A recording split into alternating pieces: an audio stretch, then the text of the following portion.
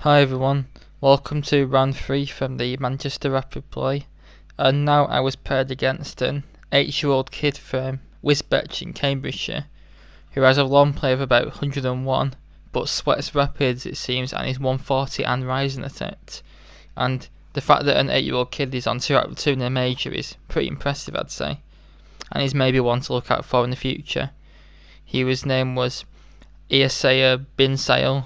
There was a couple of others there as well. One was in the Open as well, but he looked a bit older, and one in the minor as well. Didn't see how old he was, but there could be some maybe featured GMs coming out of that family.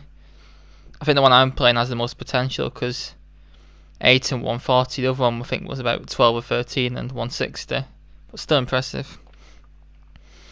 So let's see how I did against him then. I was also told before again it's about at least a 150. So, but let's see, 1b3. Of course, gonna keep the faith. E5, bishop b2, knight c6, e3 and d5. Now I was feeling uneasy at this point because my opponent seemed to know what he was doing, because I thought 8-year-old kid will probably know a few things against e4 and a few against d4, but b3 will know nothing. I played bishop b5. Trying to hack e5 off the board or provoke f6, bishop d6, knight f3, bishop g4. Now I decided that this pin needs breaking ASAP, plus e4 might be coming, but not yet of course, because bishop takes g7, h3, now we took, queen takes f3, knight f6, and I played c4, trying to exert pressure on black's centre, upper hyper modern style, and now he blundered with d takes c4. Should have just castled after c takes d5, knight b4, threatening both the pawn and knight c2 check, and black has a good position. But he blundered with this because now I can take on c6, takes, taking c4, and I'm a pawn up. But now he starts to play well and show his capabilities. Castles, knight b6, queen e2, knight d5, knight c3. Knight a3 made to c4 as an alternative and maybe better. Knight c3, knight takes c3, and now I made a mistake. I should definitely keep the c file open and take with the bishop. Well, because black's got a weakness on c7 potentially, so I need to attack it down the c file, like trade bishops off and then double the rooks and queens in that, and I'll probably win c7. You need 2 weaknesses to win a game. I took this way, which is just bad.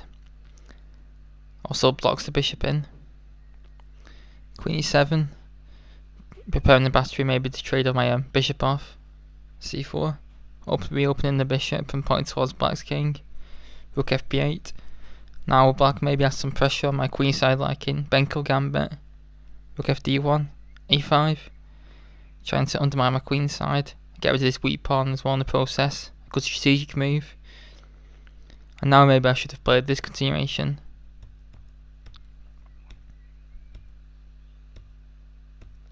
But it doesn't seem to get anywhere.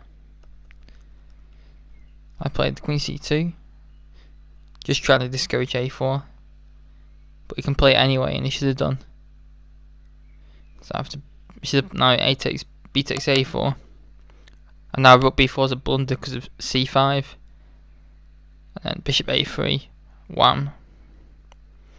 But queen e6, and black has some good pressure for 2 pawns. But this is too slow what he played. And I was too slow as well. Should have played rook a1, threatening c5, winning the piece. So he plays c5 himself. Queen e4. Discontinuation. And white has all the pressure and material, unlike in the previous line. Rook d5 was played. The idea was I'm threatening c5 and I was trying to provoke c6 and his d6 bishop's loose, but after c6 with dd1. It starts to become very hard to break through. f6, so I can never hit e5. Now I should have played c5 as a pawn sacrifice, just to break through. Let's check. And white regains his pawn, and black's rooks are discoordinated, thus illustrating what a poor move rook b7 was. Not good. c5, so now I can never play it. Now the rook returns to the outpost. but I wish I could trade that lousy bishop on b2 for a horsey. Rook b6, rook cd1, rook c6, queen e4. Queen d2 seems stronger because it eyeballs the a5 point as well. And now none of black's pieces can move, so white can aim to create a second weakness via a kingside breakthrough. a6, queen d3. And now if black had just sat there and done nothing, which is the best plan, I was looking at moving the bishop to c3 to tie down the pieces down to a5, then play f4, g4, g5 and break through on the king's side, which should win in the long run. Luckily my opponent let my rook in and I felt like Christmas had come early. Bishop c7, complete horrific blunder. Rook d7 and in comes the Rusky. Now we blundered again with queen e6, but even after the better, queen e8, we got a check. And then this, and it's horrible. 2 rooks on the 7th should be crushing. But now if you want to spot a simple tactic, white to move, pause the video. But in the meantime we will resume. I played rook takes c7. Just wins a piece because after it takes, got his check regaining the rook. And now most players would resign in this position, but I'm playing them a kid, so he's going to make me play until checkmate. I know he will do. Bang, blunders again. No, I missed a forced mate actually. Yeah, with e4 check. If king f4, I have the beautiful move queen takes c6. Because the queen can't take because of rook g4 mate. Now that would have been a nice finish. And if he takes it then, queen takes a5 and you see now the rook and queen are just going to surround the king and it's forced mate in a few moves. Played this. Should just took this pawn, but I played here. And I thought I'm bishop and 2 pawns up. My opponent has an extra 4 pawns due to his rather active king. And I just couldn't find a way to mate it, so I just simplified. The rest don't require any comment. I wrote it all down for some reason. Bit pointless. It's a suicide chess.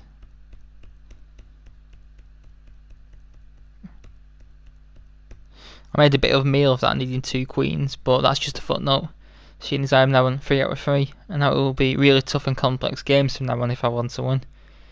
Overall I won a pawn in the opening, but rather stupidly blocked the c-file, and the position was looking hard to break through, but luckily he let my rook in, and a simple tactic caused the position to collapse completely, so not a bad game overall, and another win for the Nimzo Larsen. But for now I hope you enjoyed it, and watch out for round 4 coming up soon, so stay tuned and subscribe, and thanks very much.